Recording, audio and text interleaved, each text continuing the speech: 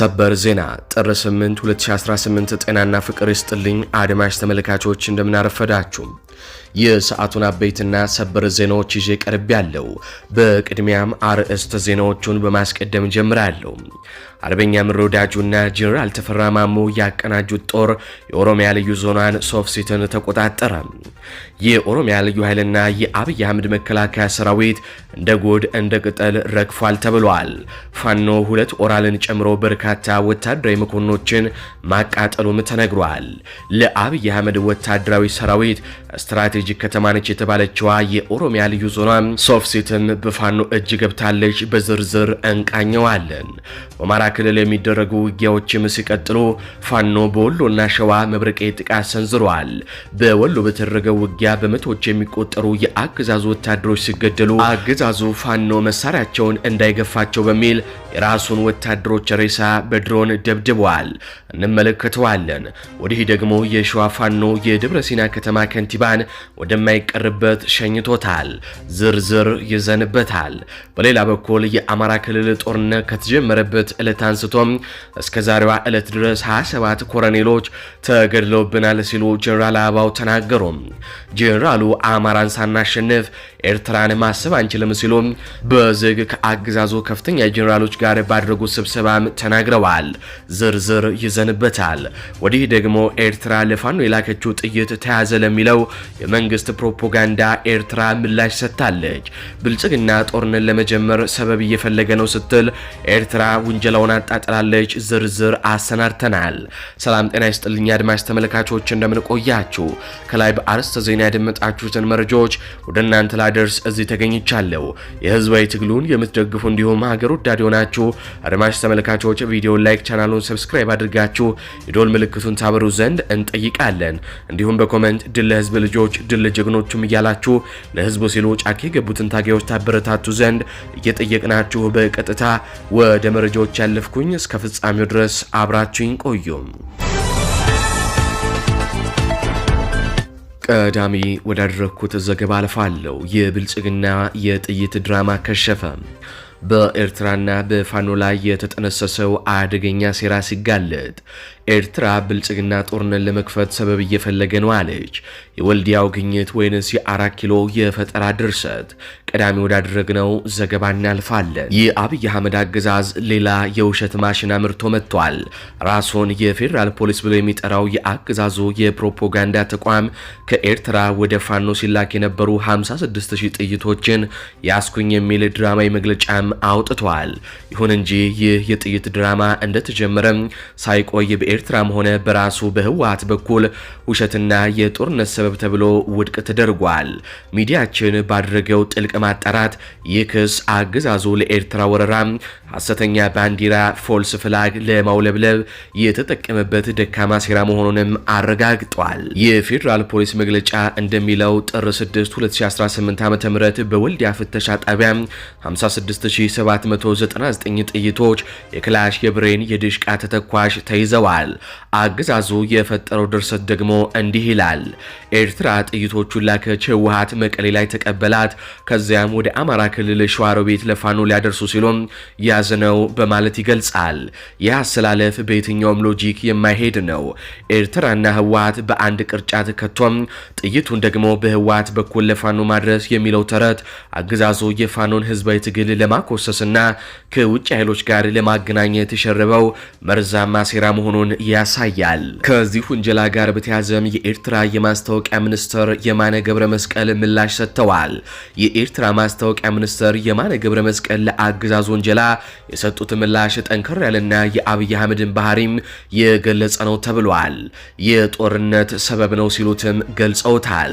የብልጽግና መንግስት ለሁለት ዓመታት ያክል ጦርነት ለመጀመር ሲያደርግ ለነበረው መቁነጥነጥ ሐሰተኛ ባንዲራውን እያውለበለበ ነው ሲሉም የማነ ገብረ መስቀል ተናግረዋል። በዚህም ንግግራቸው የብልጽግና መንግስት ጦርነት ለመጀመር ሰበብ እየፈለገ ነው በማለትም እንቅጩን ተናግረዋል። ከቀናት በፊትም ፕሬዝዳንት ኢሳያስ አፈወርቂ ቀደም ብለው እንደተናገሩት አገዛዙ በቀይ ባህር ስም የከፈቱ አጀንዳ በኢትዮጵያ ህዝብ ላይ የታወጀ ጦርነት መሆኑን ኤርትራም ራሷን ለመከላከል ዝግጁ መሆኗንም አሳውቀው እንደነበረ የሚታወቅ ነው።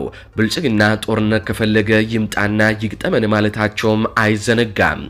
አገዛዙ የጥይት አስተላላፊ ብሎ የፈረጀው ህወሓቶችም ሮይተርስ እንዳነጋግራቸው ድራማ ነው፣ ጨብጥ የሌለው ውሸት ነው ሲሉም ሁነቱን ገልጸውታል። የህወሓት ቃል አቀባይ ሚካኤል አስገዶም እንደተናገሩት አገዛዙ ይህንን የፈጠራ ዜና የሰራው በውስጡ የተፈጠረውን አጀንዳ ለማስቀየስ ነው። ይህ የሚያሳየው አገዛዙ ራሱ በፈጠረው ውጥረት ምክንያት ከትላንት ወዳጆቹ ጋርም ጭቃ እየተወራወረ መሆኑን የሚያሳይ ነው ሲሉም ገልጸውታል። አብይ አህመድ ይህንን የጥይት ድራማ አሁን ለምን አስፈለገ የሚለውን እንመለከት። መልሱ ግልጽ ነው። የፋኖን ድል ለመሸፈን ፋኖ በመሬት ላይ እያሳየ ያለውን የበላይነትና የአገዛዙን ኃይል መደምሰሱን፣ የአገዛዙ ጦር ከመኮንኖች እስከ ተራ ወታደሮች መርገፉን ለመሸፈን መሳሪያ ከውጭ ነው የሚመጣላቸው የሚል የሐሰት ትርክት ለመፍጠር ነው። ከህወሓትና ከኤርትራ ጋር ይሰራሉ በማለትም በፋኖና በህዝቡ መካከል ግርታን ለመፍጠር ታስቦም የተለቀቀ ፕሮፓጋንዳ ነው። ሌላው ለኤርትራ ጦርነት ህዝቡን ለማነሳሳት ታስቦም ነው። ኤርትራ ፋኖን እያስታጠቀች ሀገር እያፈረሰች ነው በሚል ፕሮፓጋንዳ ለሚታሰበው የቀይ ባህር ጦርነት የኦሮሞ ህዝብን ለማነሳሳት የህዝብ ድጋፍ ለማግኘት ታስቦም የተለቀቀ ነው። ሌላኛውና የመጨረሻው ዓላማቸው ደግሞ ኢኮኖሚያዊ ውድቀቱን ለመሸፈን ነው። ከቀናት በፊት እንደዘገብነው 370 ሺህ ድርጅቶች በኢትዮጵያ ከስረው መዘጋታቸውን መዘገባችን ይታወሳል። ከ40 ሚሊዮን በላይ የሚሆን የኢትዮጵያ ህዝብ ደግሞ በምግብ ስጋት ላይ መሆኑንም መዘገባችን ይታወሳል። ህዝቡ በረሃብ በሚያልቅበት ሰዓት ትኩረቱን ወደ ውጪ ጠላት ለማዞር ታስበው የተለቀቀ ፕሮፓጋንዳ ነው። የአብይ አህመድ አገዛዝ በውሸት ላይ የተገነባ መሆኑን የፌዴራል ፖሊስ መግለጫ ዳግም አረጋግጧል። ፋኖ መሳሪያውን የሚታጠቀው ከውጪ ሳይሆን ከገዛ ወራሪው የአገዛዙ ሰራዊት እየማረከ መሆኑን መላው ህዝብ ያውቀዋል። ይህ የጥይት ድራማ የአገዛዙን ውድቀት ከማፋጠን ባለፈ ለውጥ አያመጣም። የፋኖ ድል በውሸት ፕሮፓጋንዳም አይገታም። ወደ ቀጣዩ ዘገባችን እናልፋለን። የጀነራሎቹ ድንጋጤ 27 ኮሎኔሎች በአማራ ክልሉ ጦርነት መገደላቸውን ሪፖርት ተደረገ። የጀነራል አበባው ታደሰ የእምነት ክህደት ቃል አማራ ሳናሸንፍ ኤርትራን ማሰብ አንችልም፣ አማራን ሳናሸንፍ ኤርትራን ማሰብ አንችልም ሲሉም ጀነራሉ ተናግረዋል። በአማራ ክልል የሚካሄደው የህልውና ትግል የአገዛዙን የጦር መሪዎች አንገት እያስደፋ መሆኑን የሚያሳይ ሰበር መረጃ ከመከላከያ ጠቅላይ መምሪያ ሾልኮ ወጥቷል። በትላንትናው ዕለት በመስክ ማርሻል ብርሃኑ ጁላና በጀነራል አበባው ታደሰ የተመራው ከፍተኛ ወታደራዊ ግምገማ በሰራዊቱ ታሪክ ታይቶ የማይታወቅ የመረረ ኑዛዜም የተሰማበት ሆኗል። ጀነራል አበባው ታደሰ በአማራ ክልል ፋኖን ለመዋጋት በተሰማራው ሰራዊት ላይ የደረሰውን እልቂት በቁጥር ሲገልጹም ጦርነቱ ከተጀመረበት ዕለት አንስቶ እስከ ዛሬዋ ዕለት ድረስ 27 በኮሎኔሎች ማዕረግ ያሉ ከፍተኛ መኮንኖች መገደላቸውን ይፋ አድርገዋል። በወታደራዊ ሳይንስ አንድ ኮሎኔል ማለት የአንድ ክፍለ ጦር ወይንም ግንባር ቁልፍ መሪ ነው። 27 ኮሎኔሎች በአንድ ክልል ውጊያ ማጣት ማለት ሰራዊቱ በመሬት ላይ ውጊያውን የሚመሩለት አንጋፋ መኮንኖችን አጥቷል። ይህ ደግሞ በታችኛው ሰራዊቱ ላይ ከፍተኛ የሞራል ውድቀት ተፈጥሯል ማለት ነው። ፋኖ ጭንቅላቱን የመምታት ታርጌት ሃይ ራንኪንግ ኦፊሰር ስልት እየተከተለ መሆኑንና የአገዛዙን ወታደራዊ መዋቅር ሽባ እያደረገው መሆኑንም ያሳያል። ይህ መረጃ ጀነራል አበባው የጠቀሱት የኮሎኔሎች ቁጥርን ብቻ ሲሆን ከነርሱ በታች ያሉ የሻለቃ የሻምበልና የመቶ አለቃ መኮንኖች እንዲሁም ተራ ወታደሮች እልቂት እጅግ አስደንጋጭ መሆኑም ይገመታል። የጀነራሎች ቁጥርም አልተገለጸም። ጀነራል አበባው በግምገማው ላይ የሰጡት አስተያየት አገዛዙ ያለበትን ስልታዊ ጭንቀትም ያሳያል ተብሏል። ለኤርትራ ጦርነት የምንዘጋጅ ከሆነ ይህንን የአማራ ክልሉን ውጊያ ማሸነፍ አለብን ማለታቸው አገዛዙ በአንድ ጊዜ ሁለት ግንባር መቋቋም እንደማይችል የእምነት ክህደት ቃል መስጠታቸው ነው። በአማራ ክልል ያለው ጦርነት የመከላከያ ሰራዊቱን ጉልበት፣ መሳሪያና አመራር እየበላው በመሆኑ አገዛዙ ለሌላ የውጭ ጦርነት ብቁ እንዳልሆነም ጀነራሉ አረጋግጠዋል። ከዚህ በተጨማሪም ጀነራል አበባው በዚህ አያያዛችን ብዙ ነገሮች እየተበላሹ ነው፣ ሰራዊቱ ሪፎርም ያስፈልገዋል ብለዋል። ይህ ገለጻ መከላከያ ሰራዊቱ በአሁኑ ሰዓት የመፍረስ አደጋ ላይ መሆኑን የሚጠቁም ነው ተብሏል። ሪፎርም የሚለው ቃል በሰራዊት ውስጥ ያለው የከዳተኝነት የመረጃ መፍሰስና የትዕዛዝ አለመከበርን ለመግለጽ የተጠቀሙበት ዲፕሎማሲያዊ ቃል መሆኑም ተነግረዋል።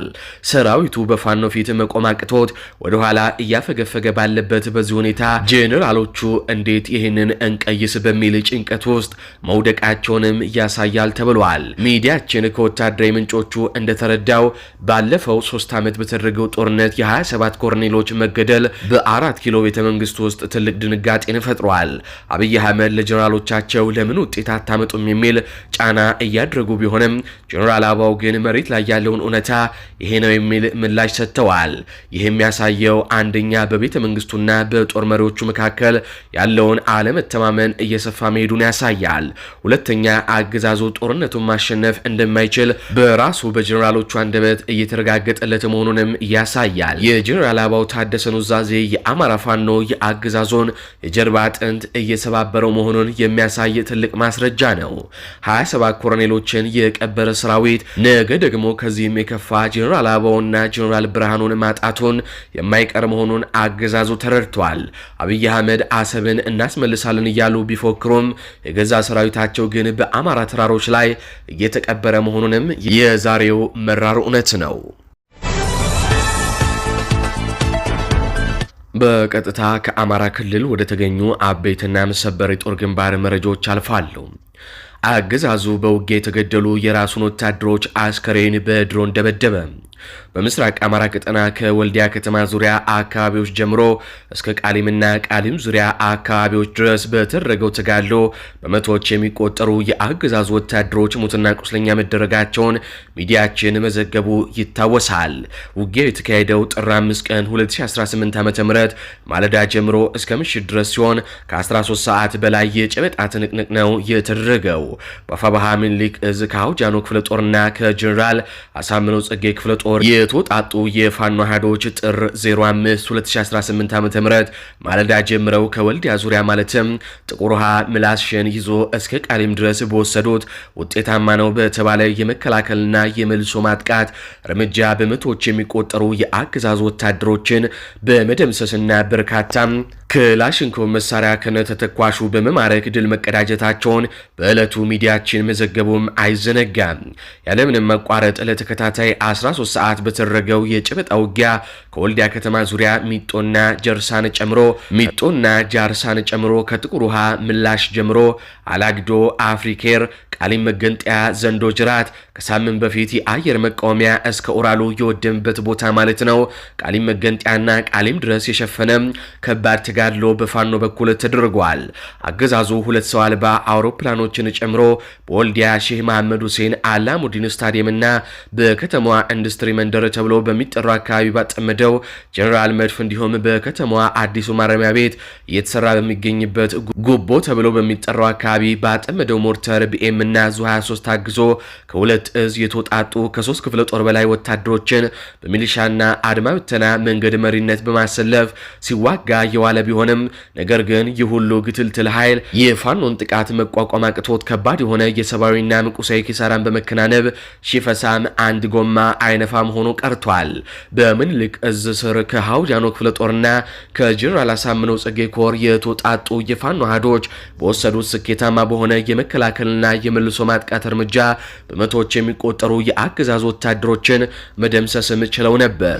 ይህ ብልጽግና ኃይል በሚደመሰስበት ወታደሮች ልክ ተጨማሪ ኃይል እያስገባ ያለ ሲሆን ምሽት ላይ ግን የሚጨምረውን ኃይል በማቆም 2 ሰው አልባ አውሮፕላኖችን በማሰማራት ተከታታይ የዘፈቀደ ድብደባዎችንም ፈጽመዋል።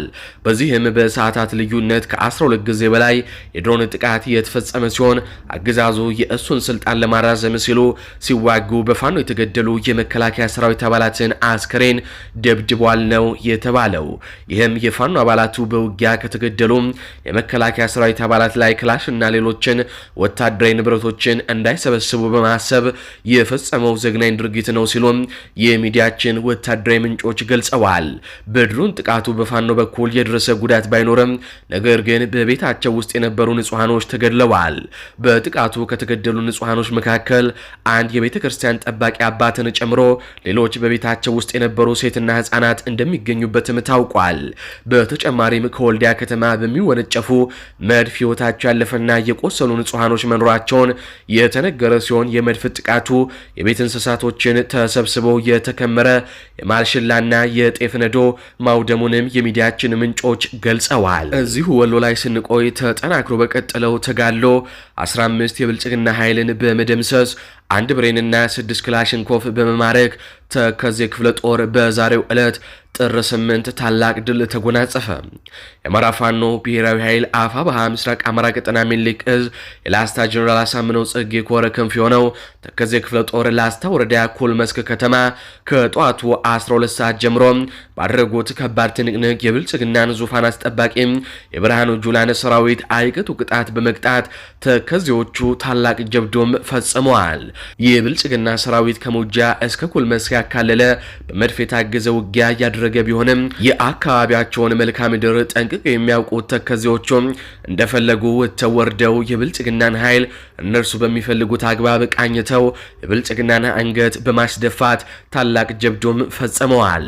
በዚህ አውደ ውጊያ 15 የብልጽግና ኃይል ሲደመሰስ ከ10 በላይ ቁስለኛ እንደሆነም ታውቋል። በተያዘም አንድ ብሬን 6 ክላሽንኮቭ 500 የብሬን ተተኳሽና 650 የክላሽ ተተኳሽ በፋኖ ተማርኳል ነው የተባለው። ወደ ሸዋ እናልፋለን። ሰበር ዜና ተሰምቷል። ሰበር ዜና የደብረ ሲና ከተማ ከንቲባ ወንድም ሲገኝ ማሙዬ እርምጃ ተወሰደበት። የፋኖ ኃይሎች ከተማው ድረስ ዘልቀው በመግባት አሰናብተውታል። የፋኖ ሰርጂካል ኦፕሬሽን ምድብተኞች ታላቅ ድል ተጎናስፈዋል። የደብረ ሲና ከተማ አስተዳደር ከንቲባ አቶ ወንድም ሲገኝ ማሙዬ በፋኖ ኃይሎች ላይመለስ ተሸኝቷል የተባለው እስካሁን ዝርዝር መረጃው አልደረሰንም። ዝርዝር መረጃው ሲደርሰን ወደ እናንተ የምናቀርብ ይሆናል። ነገር ግን ወንድም ሲገኝ ማሙዬ ላይመለስ ተሸኝቷል። ወደ ሌላኛው ሰበር ዜናችን እናልፋለን። አርበኛ ምሬ ወዳጁና ጄኔራል ተፈራ ማሞ ያቀናጁት ጦር የኦሮሚያ ልዩ ዞኗን ሶፍሲትን ተቆጣጠረ። የፋኖ ኃይሎች ከምኒልክ እዝና ከአሳምኖ እዝ በመወጣጣት በተቀናጀ መልኩ ባድረጉት ከባድ ውጊያ ከከሚሴ በ20 ኪሎ ሜትር ርቀት ላይ የምትገኘዋን ሶፍሲት ከተማን ተቆጣጥረዋል። የፋኖ ኃይሎች ከጠዋቱ 12 ሰዓት እስከ ቀኑ 2 ሰዓት ባደረጉት ከባድ ውጊያ የብልጽግናን መከላከያ ሰራዊትና በኦሮሚያ ልዩ ዞን የተሰማራውን የሽመልስ አብዲሳን ጥሬ ስጋ ተቀላቢ የኦሮሚያ ልዩ ኃይልን ጦር ሲያራግፉት እንደዋሉ ተነግሯል። ፋኖ ከተማዋን ከተቆጣጠረ በኋላ ብቻ ከ150 በላይ ሬሳ ማንሳቱም ተነግሯል።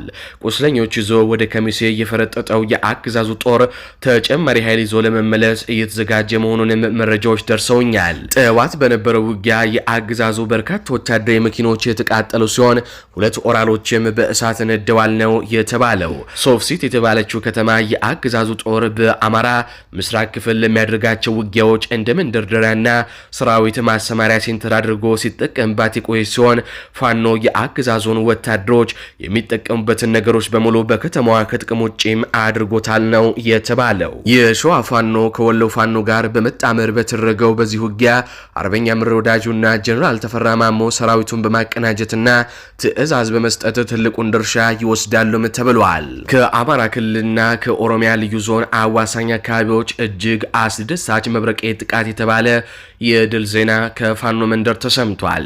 የአገዛዙ ጦርን መሄጃ ያሳጥቶታል የተባለው ይህ ጥቃት በኦሮሚያ ልዩ ዞን በከሚሴ አቅራቢያ የምትገኘው ስልታዊቷን ሶፍሲት ከተማን በፋኖ ቁጥጥር ስርም አውሏታል። በሁለቱ ታላላቅ የፋኖ እዞች የሚኒልክ እዝና የአሳምነው እዝ የተቀናጀ ጥቃት የብልጽግና መከላከያ ሰራዊትና የሽመልስ አብዲሳ ልዩ ኃይል አይቀሬውን ሽንፈትም ቀምሷል ነው የተባለው።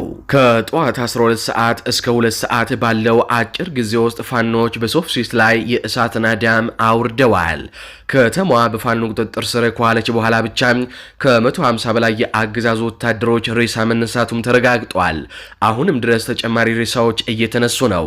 ተመቶ የተረፈውና ቁስለኛውን የያዘው የአገዛዙ ጦር በታላቅ ድንጋጤ ወደ ከሚሴም ፈርጥጧል። የአገዛዙ በርካታ ወታደራዊ መኪኖች ወደሙ ሲሆን በተለይም 2 ኦራል መኪናዎችም በእሳት ነደው አመድ ሆነዋል። የዚህ ድል ትልቁ ሚስጥር በፋኖ ከፍተኛ አመራሮች መካከል የተፈጠረው ወታደራዊ ቅንጅትም ነው ተብሏል።